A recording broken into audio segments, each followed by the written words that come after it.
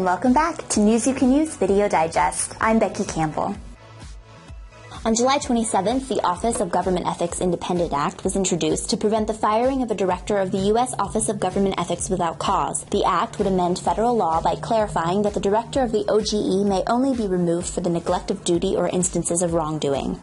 Member of Provincial Parliament Glenn R. Murray of the Legislative Assembly of Ontario announced his resignation from the Legislative Assembly and as Minister of the Environment and Climate. Murray's legislative seat will remain vacant until the next general election set for June 7, 2018. On July 31st, the Foreign Agent Lobbying Transparency Enforcement Act was introduced in the U.S. Senate to strengthen the federal lobbying laws concerning the representation of foreign interests. The bill amends the Foreign Agents Registration Act of 1938 to increase enforcement of certain violations and strengthen certain transparency requirements.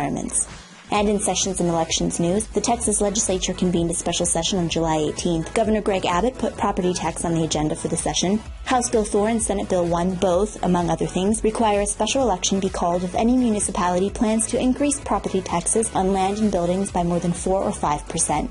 The Connecticut General Assembly convened a special session on July 31st to vote on an overdue budget proposal. Lawmakers are 1 month past the deadline for a new 2-year budget. Senators will also vote to approve a labor deal made between Governor Malloy and the employee unions to fund the state's pension system. Wisconsin lawmakers are scheduled to convene to consider and act upon legislation to bring Foxconn, the world's largest electronics manufacturing services provider, to the state. The legislation to be considered could bring 13,000 direct Foxconn jobs, 10,000 direct construction jobs, and 22,000 additional project-related jobs to the state.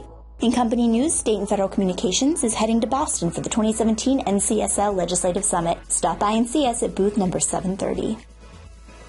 That's all the news we have for this week. Be sure to check out our blog, Lobby Comply, for all of your government relations news in the meantime. I'm Becky Campbell, and from everyone here at State and Federal Communications, we'll see you next week.